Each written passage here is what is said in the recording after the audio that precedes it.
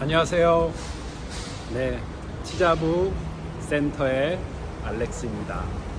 어제 피렌체에 왔습니다. 피렌체는 문화와 예술의 도시로 알려져 있죠. 어제 피렌체 오후에 도착했는데 천둥, 번개, 비 엄청 많이 와서 어제는 계속 숙소에서 쉬었고요. 오늘 아침에 나와 보니까 아주 선선하고 전혀 덥지도 않고 정말 오늘 걸어 다니기 딱 좋은 날씨입니다. 오늘 지금 아카데미아 갤러리라는 곳을 가보고 있는데요. 여기는 미켈란젤로가 조각, 그 유명한 다비드상이 있는 곳이죠. 오늘 거기를 한번 가보도록 하겠습니다. 먼저 피렌체에 대해서 잠시 좀 소개해드리면 피렌체는 르네상스, 유럽의 르네상스 시대를 이루었던 메디치 가문이 통치했던 도시 국가입니다. 공국이라고도 하는데요. 토스카나 공국이라고 하는데요. 피렌체 가문의 공작이 다스리던 하나의 왕국이라고 보시면 되고요. 신성로마 제국 통치하에 있었지만 신성로마 제국의 직접적인 그런 통제를 받은 건 아니고 거의 독립된 국가로 자치를 이루었다고 합니다. 메디치 가문을 빼놓고 르네상스 시대를 얘기할 수 없다고 하는데요. 메디치 가문이 1300년 이때쯤부터 은행업을 시작을 해서 엄청난 돈을 모았다고 합니다. 그리고 또 은행업을 하면서 가장 또 돈을 많이 모은 건 그 로마에 있는 교황청 있죠.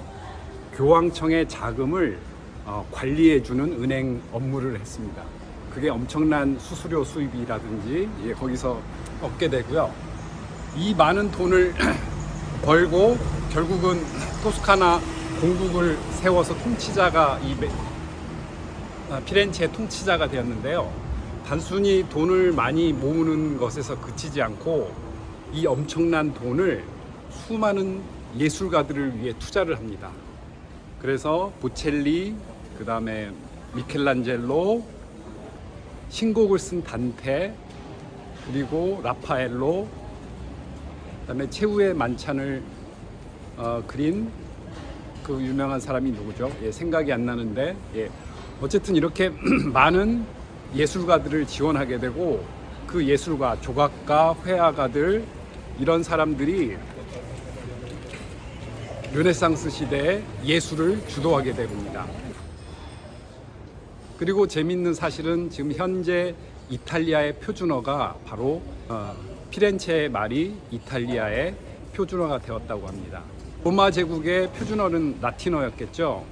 그런데 이제 라틴어가 점점 쓰이지 않고 피렌체 중세 시대에 와서는 피렌체의 언어가 주로 많이 전 이탈리아에서 쓰게 돼 있다고 합니다. 왜냐하면 문화적으로 엄청나게 아까 메디치 가문이 후원을 해서 문화적으로 유명해지기 때문에 이 문화의 힘이라는 게 엄청나잖아요. 지금 현재 K-팝 때문에 유럽이고 미국이고 브라질이나 남미 이런 나라에서 한국어를 배우는 열풍이 대단하다고 합니다. 왜냐하면 자기들이 좋아하는 K-팝 스타들의 언어를 직접 배워보고 싶은 열망이 있고 또 동경의 대상이기 때문에 지금 현재 전 세계 어디를 가도 안녕하세요, 감사합니다 이런 말들을 쉽게 들을 수가 있는데요. 그게 바로 한국 문화의 힘에서 나오는 거라고 생각합니다. 똑같은 원리로 이 피렌체 멋진 예술가들이 만든 다비드상이라든지 이런 것들을 보면서 작품들을 보면서 유럽의 이탈리아의 사람들이 피렌체의 말을 동경하게 되는 거죠. 그래서 피렌체 말을 배우려고 하고 쓰게 되고 이런 영향으로 나중에 이탈리아가 1800년대 말에 통일됐을 때 어떤 언어로 표준어를 정할까 하다가 바로 많은 사람들의 선망을 받았던 피렌체어를 표준어로 사용하고 있다고 합니다. 네, 이상으로 피렌체의 간략한 역사에 대해서 말씀을 드렸는데요. 오늘도 저와 함께 재밌는 피렌체 여행을 떠나보시겠습니다.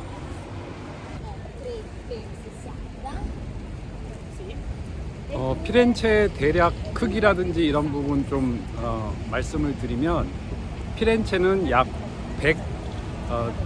제곱미터가 되고, 우리나라 강남 3구, 강남, 서초, 송파 이렇게 세 개를 합쳐놓은, 네, 제 옆에 차가 지나갑니다. 네, 한 강남, 서초, 송파 이 세 개 구를 합쳐놓은 정도의 면적이고요.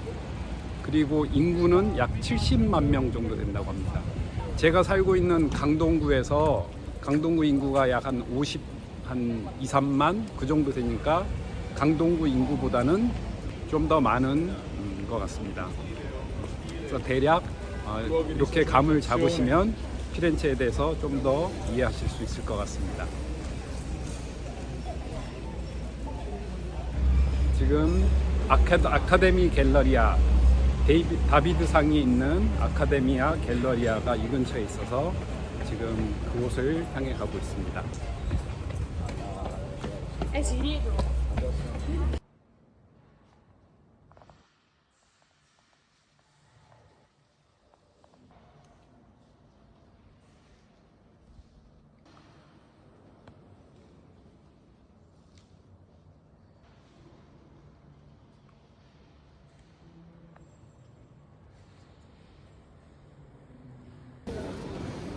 안녕하세요. 네, 아카데미아 갤러리, 미켈란젤로가 조각한 데이비드상의 실물이 있는 아카데미아 갤러리아인데요.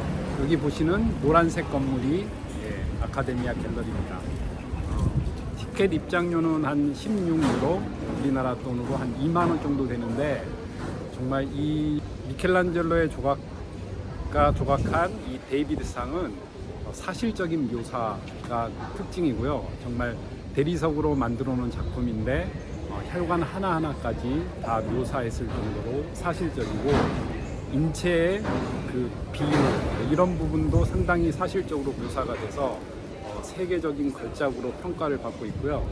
그래서 전 세계 각국에서 이 실물, 다비드상의 실물을 보기 위해서 많이 찾아온다고 합니다. 그래서 저도 한번 와봤는데요. 저는 여기에 들어가지 않고 그냥 지나쳐서 저기 두오모 성당 종소리가 들을 수 있는 그곳으로 한번 가보려고 합니다.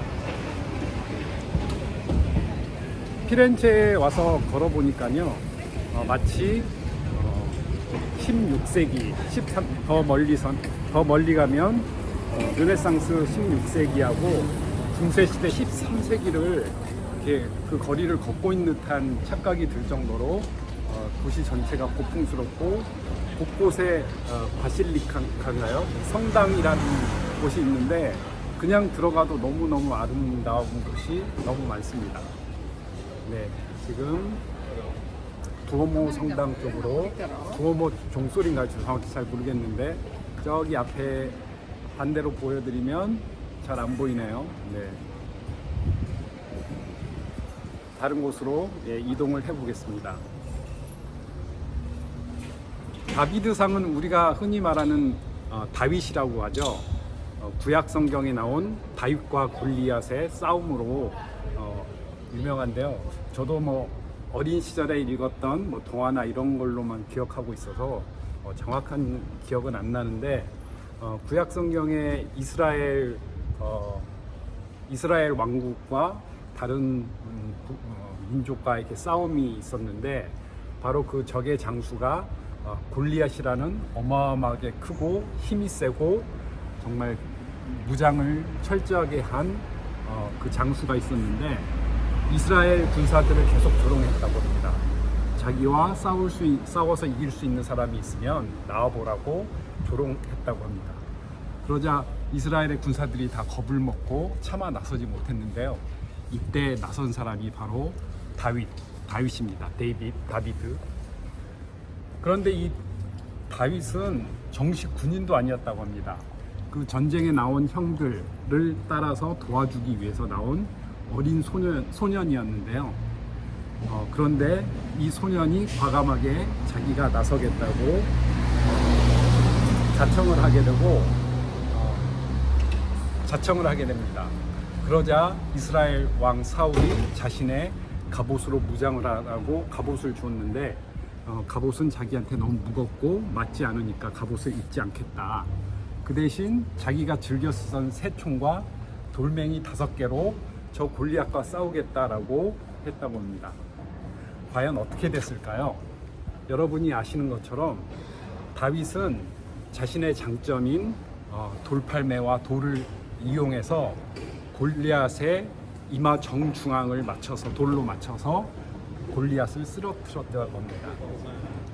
이 이야기를 통해서 전하는 메시지는 아무리 힘있고 강한 무력을 갖고 있더라도 자기 자신에 대한 신념, 종교적인 신념, 그다음에 지혜, 그다음에 자신의 장점을 돌멩이라는 자신의 장점을 가장 잘 활용하고 전략적으로 이용했을 때 그 어떤 막강한 상대도 물리칠 수 있다라는 그런 메시지를 사람들한테 전달하고 있다고 합니다.